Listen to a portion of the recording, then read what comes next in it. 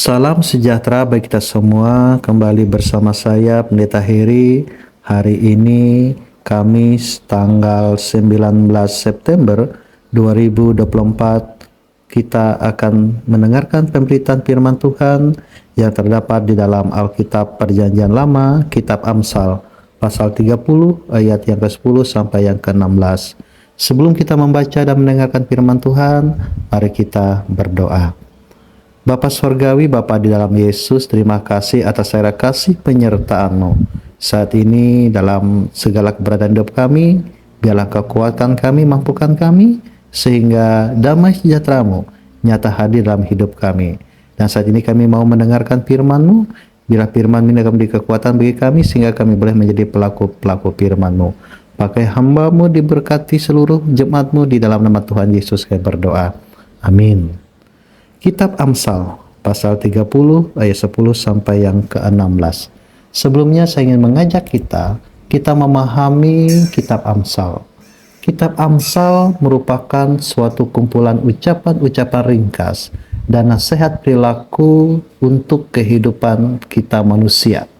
Kitab Amsal ini ditulis dalam bentuk puisi. Menurut tradisi orang Yahudi, sesuai dengan kata-kata yang tercantum dalam Kitab Amsal pasal 1 ayat 1. Kitab Amsal ini ditulis oleh Raja Salomo. Memang sebagian dari isi kitab tersebut berasal dari masa kerajaan Israel kuno. Bahkan kemungkinan besar Raja Salomo menggunakan bermacam-macam bahan. Tetapi dengan disebutkannya nama-nama penulis selain Raja Salomo dalam perikop tertentu dari Kitab Amsal, terkhusus nas kita saat ini, ada penulis lain. Ini jelas bahwa Kitab Amsal merupakan koleksi dari aneka ragam tulisan dari penulis, terkhusus nas kita penulisnya adalah Agur bin Yake. Bapak Ibu jemaat Tuhan yang diberkati oleh Tuhan Yesus Kristus, sebagai manusia kita harus mengakui bahwa begitu mudahnya kita tergoda dan terhasut oleh apa yang ada di sekeliling kita. Tanpa sadar, kita dijebak oleh berbagai situasi dan kondisi hidup yang membuat kita menggunakan hikmat kita sendiri dan menjadi makin jauh dari Allah. Hal ini yang disadari oleh Agur bin Yake dari masa. Dengan rendah hati, Agur mengakui keterbatasan dirinya dalam hal pengertian dan hikmat. Ia merasa dirinya sebagai manusia paling bodoh karena tidak memiliki hikmat yang benar. Hikmat yang sejati hanya berasal daripada Allah yang Maha Kudus, yang Maha Kuasa dan berdaulat atas seluruh ciptaannya. Hikmat itu diberikan melalui firman-Nya yang kudus. Di tengah situasi seperti ini, Agur memohon kepada Allah mengenai dua hal. Pertama, ia memohon untuk dijauhi dari kecurangan dan kebohongan. Ini dapat kita lihat pada ayat sebelumnya, ayat 8. Kedua, ia memohon untuk tidak diberi baik kemiskinan maupun kekayaan. Ayat 8b, ia ingin hidup di dalam kejujuran dan kecukupan, dan yang berbeda dari hidup orang-orang lain yang dipenuhi dengan kutuk keangkuhan, keserakahan, terkhusus pada ayat yang ke-10 dan ayat yang ke-16. Melalui Kitab Amsal ini, Bapak Ibu jemaat Tuhan saudaraku yang diberkati, Allah memperlihatkan betapa pentingnya hikmat. Tepatnya bukan hikmat yang berasal dari manusia, melainkan dari Allah. Hikmat itu dianugerahkan kepada kita melalui firman-Nya. Jika kita menerimanya, hikmat itu akan membawa kita kepada kebenaran dan integritas hidup yang kekal.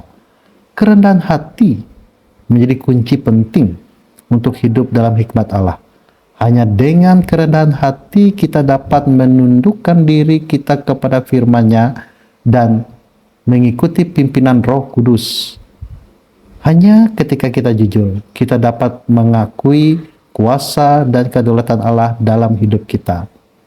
Layaklah penulis Kitab Amsal ini dan kita pun senantiasa mengandalkan Tuhan, di di dalam Yesus Kristus dan menggunakan hikmat dari Allah, bukan hikmat dari dunia ini. Mari dengan rendah hati kita mengakui kelemahan kita di hadapan Allah serta memohon kepadanya untuk menolong dan menuntun hidup kita.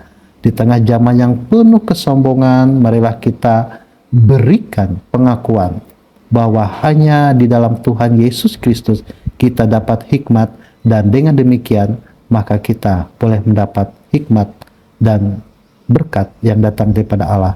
Oleh karena itu, nas kita ini mengajarkan kita hidup berhikmat yang berasal daripada Allah, bukan daripada dunia, dan dengan demikian kita boleh menjalani hidup kita ini dengan selalu bersyukur dan mensyukuri setiap pemberian dan anugerah Allah yang diberikan kepada kita. Tuhan Yesus menyertai kita dan firman-Nya. Amin. Mari bersama-sama kita berdoa.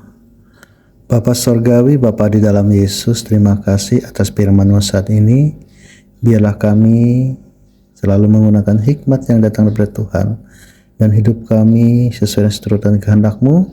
Dan pada kesempatan saat ini, yang berdoa untuk kehidupan seluruh jemaat-Mu, terkhusus jemaat-Mu yang berada di Jemaat GKI Pilang.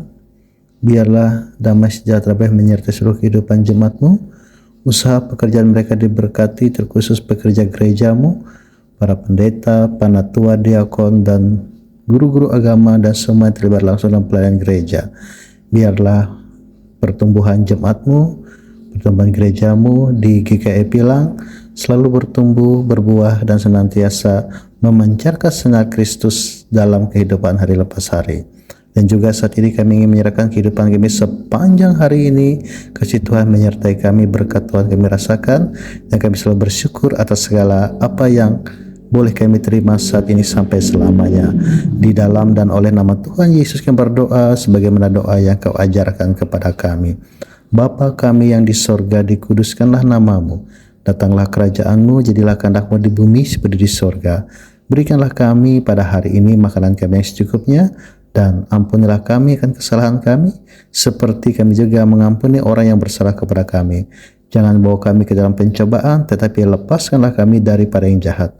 Karena Engkaulah yang punya kerajaan dan kuasa dan kemuliaan sampai selama-lamanya. Amin. We love